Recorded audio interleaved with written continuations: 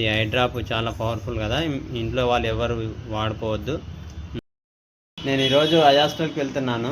ఎందుకంటే నాకు ఈ కంటిలో మనకు కనిపిస్తుంది కదా, ఈ కంటిలో ఈ పువ్వు కనిపిస్తుంది కదా నల్లగుడి పక్కన, అది క్యాన్సర్ గడ్డ అండి. నాకు 8 months బ్యాక్ వచ్చింది.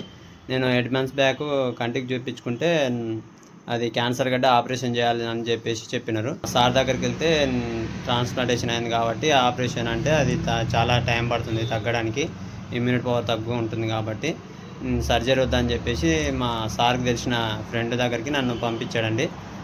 ఆ సార్ దగ్గరికి ఈ క్లినిక్ వెళ్ళానండి. అక్కడ వెళ్తే ఆ సార్ నన్ను చూసి ఐ డ్రాప్లో క్యాన్సర్కి సంబంధించిన ఇంజెక్షను 3 weeks వాడాలని చెప్పినండి. కీమోథెరపీ అంటే అది అట్లా చేయడాన్ని. అయితే నాకు 8 months బ్యాక్ అది అంతా ప్రాసెస్ జరిగింది. నాకు అప్పుడు కొంచెం తగ్గిపోయింది. మళ్ళీ స్టార్ట్ అవుతుంది. నేను ఈరోజు మళ్ళీ ఆ సార్ని కలవడానికి వెళ్తున్నాను. ఆయన అప్పుడే చెప్పినాడు సారు మళ్ళీ వస్తుంది అని చెప్పి.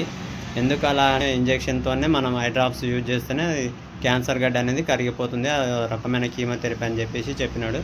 అందుకే నాకు స్టార్ట్ అయింది చిన్నగా. అందుకే ఈరోజు సార్ దగ్గరికి వెళ్తున్నాను.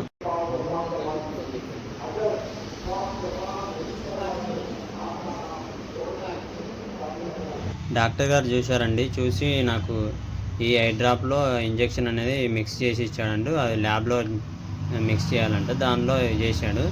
నాకు ఈ మిక్స్ చేసి ఇచ్చి నాకు ఈ డేట్స్ చెప్పాడు. ఈ రోజు నుంచి స్టార్ట్ చేసి 23rd వరకు యూజ్ చేయమన్నాడు. మళ్ళీ 3 weeks ఆపమన్నాడు. తర్వాత లాస్ట్ మళ్ళీ August 14కు రమ్మన్నాడు. 14కి వస్తే ఒకవేళ తగ్గిపోతే అవసరం లేదు, లేదంటే మళ్ళీ ఈ డేట్లు యూజ్ చేద్దామని చెప్పేసి ఈ డేట్స్ కూడా రాసిచ్చాడు. ఇక్కడ ముఖ్యమైన ఒక విషయం చెప్పాడు. చాలామంది ఇంట్లో ఐ డ్రాప్స్ ఉంటే అందరూ యూజ్ చేయడానికి ట్రై చేస్తాం కదా, నాకు ఇక్కడ ముఖ్యమైన విషయం చెప్పాడు. ఈ ఇంజెక్షను నువ్వు మాత్రమే వాడాలి, అది నీకు ట్యూమర్ ఉన్న ఐ లోపలనే వేయాలి అని చెప్పేసి. ఇలాంటి చాలా ఉన్నాయి, ఇంకా దాచాం కుప్పలుగా. చాలా థ్యాంక్స్.